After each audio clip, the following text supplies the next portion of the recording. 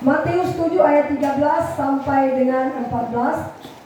Masuklah melalui pintu yang sesak itu, karena lebarlah pintu dan luaslah jalan yang menuju kepada kebinasaan, dan banyak orang yang masuk melarinya. Karena sesaklah pintu dan sempitlah jalan yang menuju kepada kehidupan, dan sedikit orang yang menjalan mendapatinya. Saya akan berikan tema khotbah. Hidup itu adalah pilihan.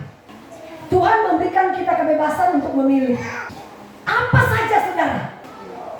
Tapi jangan sampai kita salah cara.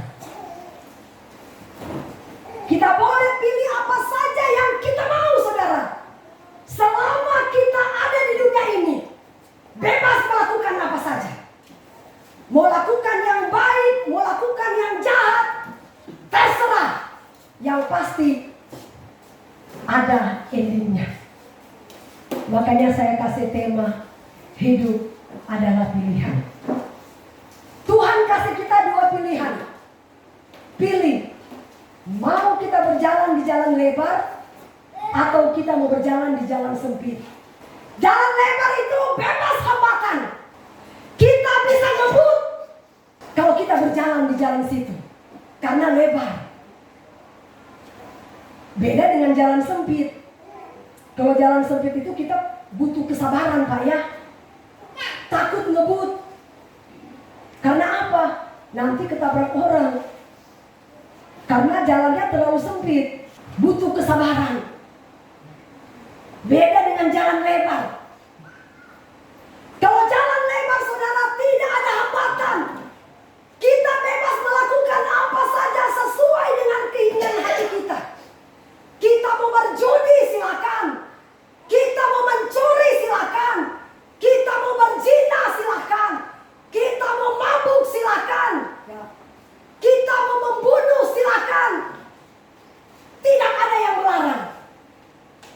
Tapi kalau jalan yang sempit, kita akan mengalami kesesakan yang begitu luar biasa, saudara.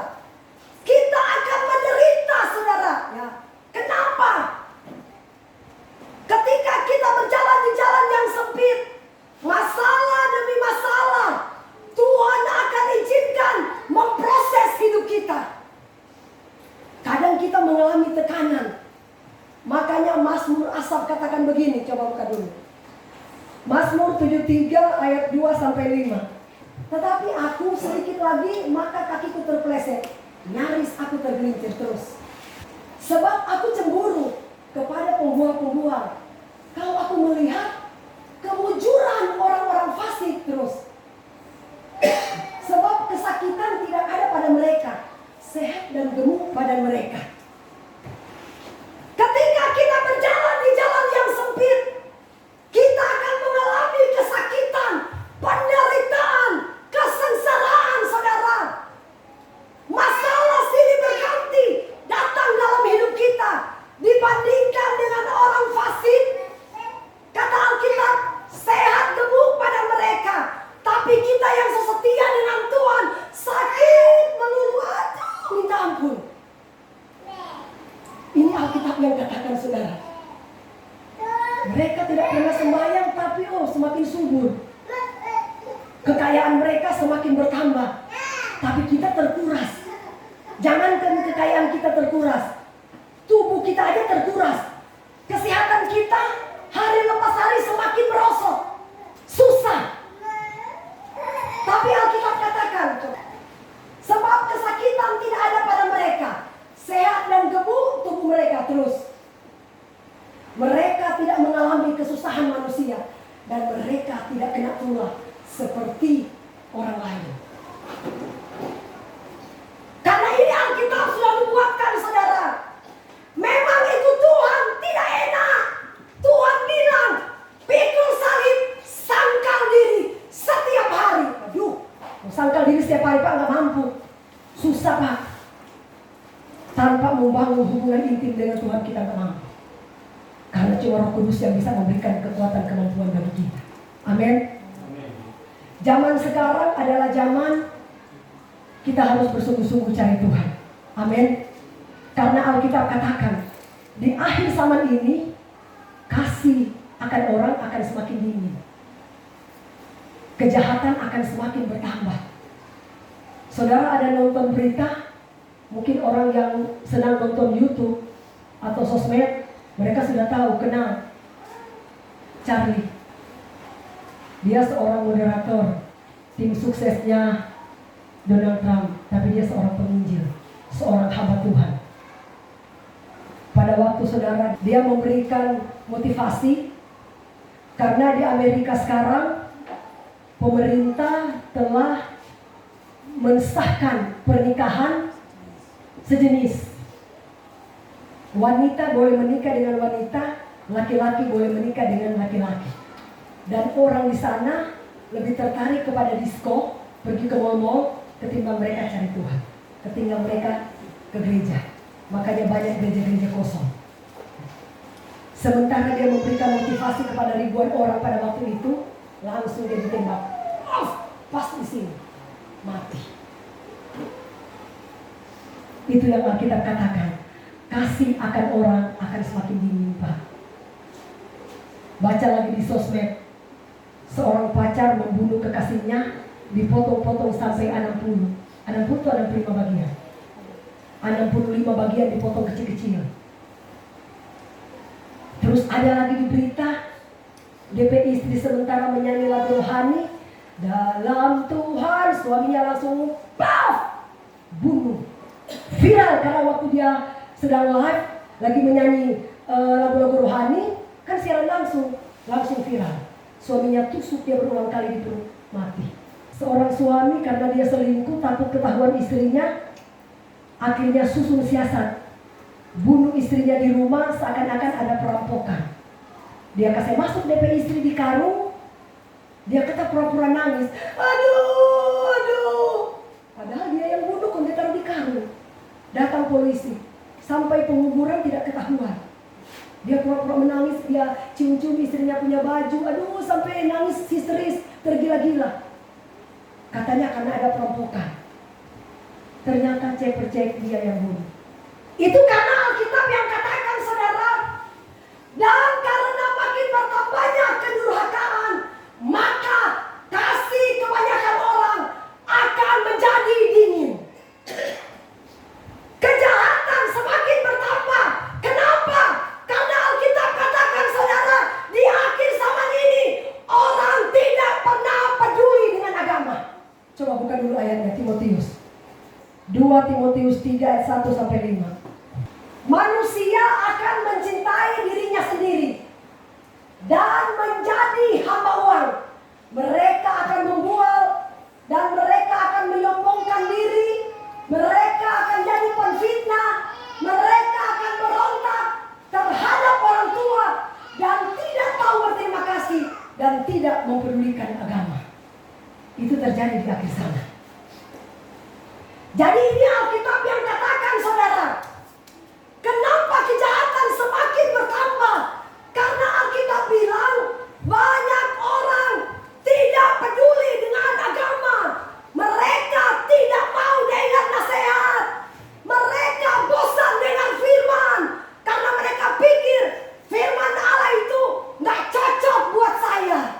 Kita yang meresponi firman Allah, kitalah yang mewarisi kerajaan surga yang kekal. Walaupun kita menderita di dunia gak apa-apa. Yang penting surga menjadi warisan kita. Amin. Mau orang ejek kah, mau orang fitnah kah, mau orang perlakukan kita apa saja, tidak apa-apa, saudara. Ya. Tetaplah kita pegang iman kita di hadapan Tuhan. Tapi kira-kira Pak, kalau di zaman antikris gimana? Lebih kejam. Kalau sampai kita tertinggal, saudara, kita akan menghadapi antikris selama 3,5 tahun. Antikris akan berkuasa di dunia ini, menyiksa anak-anak Tuhan yang tertinggal. Tapi Alkitab katakan, orang yang taat dan setia kepada Tuhan, sebelum masa antikris datang, kita sudah diangkat. Amin. Saudara mau terangkat? Saudara ingat baik-baik. Jangan sampai ketika Tuhan kasih kita kesempatan hari ini, pergunakan kesempatan ini saudara. Sekarang kita sudah hidup di penghujung akhir zaman. Jangan lagi bermain-main. Jangan sampai kita menjadi seperti 5 darah gadis yang bodoh.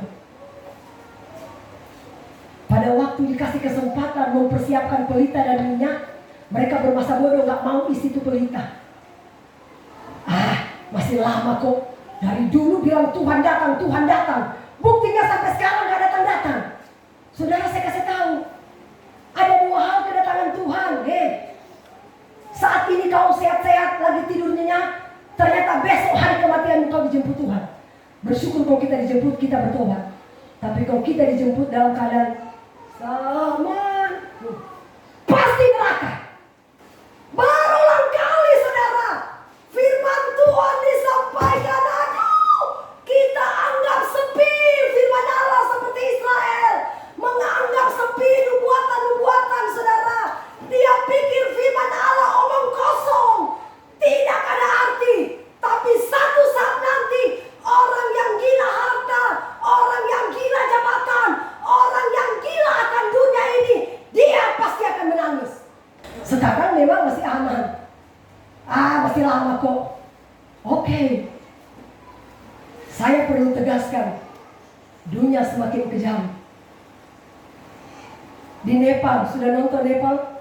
Pejabat-pejabat yang korupsi ditelanjangin, dilempar ke sungai. Perdana Menteri punya istri dibakar hidup-hidup, ditelanjangin, dibakar dulu. Saya aja kasihan, aduh. Terus dia punya harta emas-emas, dia ada simpan bertumpuk-tumpuk di rumah, nggak bisa dibuka. Masyarakat ambil mau buka nggak bisa, mereka petok-petok tetap nggak bisa. Berusaha buka, ternyata apa Pak? Emas bertimbun-timbun besar-besar. Makanya Alkitab katakan, pada hari kemurkaan harta tidak ada guna, tapi kebenaran melepaskan orang dari maut. Amin. Timbun aja harta banyak-banyak, timbun saja dari sekarang. Hari gereja cari uang, hari Minggu cari uang. Tuhan yang bilang pada hari kemurkaan hartamu tidak ada guna. Saudara, ini pesan dari Tuhan. Tolong beritahukan kepada keluarga-keluarga kita yang tidak pernah gereja. Saya ini kalau nonton Nepal ini, aduh. Saudara, apakah itu bukan diizinkan Tuhan, Bu? Diizinkan. Karena Tuhan bilang, tidak ada satupun terjadi kalau tanpa seizin dari Tuhan. Memperkaya diri, masyarakat semakin miskin. Tidak mau nengok ke bawah kalau sudah jadi pejabat. Akhirnya masyarakat yang susah. Sekaranglah waktunya kita bersungguh-sungguh cari Tuhan. Jangan bermain-main lagi. Coba kita buka dulu ayatnya. Matius 22 ayat 14. Sebab banyak yang dipanggil tetapi sedikit yang dipilih. Bapaskah yakin gak kita semua masuk surga? Ternyata tidak semua orang Kristen, tidak semua orang yang rajin gereja, tidak semua orang yang rajin berdoa baca Alkitab akan masuk surga. Karena Tuhan yang bilang banyak yang terpanggil, cuma sedikit yang terpilih. Orang yang terpilih siapa? Orang yang rajin gereja dan taat melakukan firman Allah. Walaupun kita rajin gereja tapi tidak taat melakukan firman Allah, pasti neraka. Wahyu 21 ayat 8. Tetapi orang-orang penakut. Penakut di sini bukan begini, Pak. Aduh, saya takut gelap. Nah, artinya penakut, takut memberitakan Injil. Takut mau dibunuh, Pak, karena firman keras. Oh, takut orang benci saya karena firman keras. Itu yang dibilang penakut. Orang yang tidak percaya, orang keji, orang pembunuh, orang sundal. Sundal itu ya pelacur, ya. Tukang-tukang sihir, penyembah berhala, dan semua yang suka berdusta. Mereka akan mendapat bagian mereka di dalam lautan yang menyala-nyala oleh api dan belerang. Berarti neraka itu lautan yang menyala-nyala, ada api dan belerang. Panas nggak Pak? Sedangkan kita aja dibakar api, korek aja sudah panas dan minta ampun. Apalagi kalau seperti ini. Saudara jangan dia main-main, ya. Sekali lagi saya ingatkan kepada jemaat, bersungguh-sungguhlah kita mulai hari ini. Siapa tahu besok kita dijemput Tuhan. Kenapa setiap kali kadang-kadang saya berpuasa? Karena saya masih banyak kekurangan Pak. Saya minta supaya Tuhan membentuk hidup saya. Tuhan kikis semua kekurangan-kekurangan yang ada sama saya. Supaya saya mau berkenan di hadapan Allah. Amin. Memang berjalan di jalan yang sempit, setengah mati. Menderita, susah. Tapi tidak apa-apa. Lebih baik kita menderita di dunia, yang penting surga jadi milik kita. Ya Pak. Daripada kita bebas di dunia ini melakukan apa saja, ujung-ujungnya lihat lautan yang menyala-nyala oleh api dan belerang. Setialah dengan Tuhan, karena Alkitab yang katakan banyak yang terpanggil, tapi cuma sedikit yang terpilih. Biarlah kita menjadi orang terpanggil, terpilih dan setia. Amin. Tuhan berkati kita semua.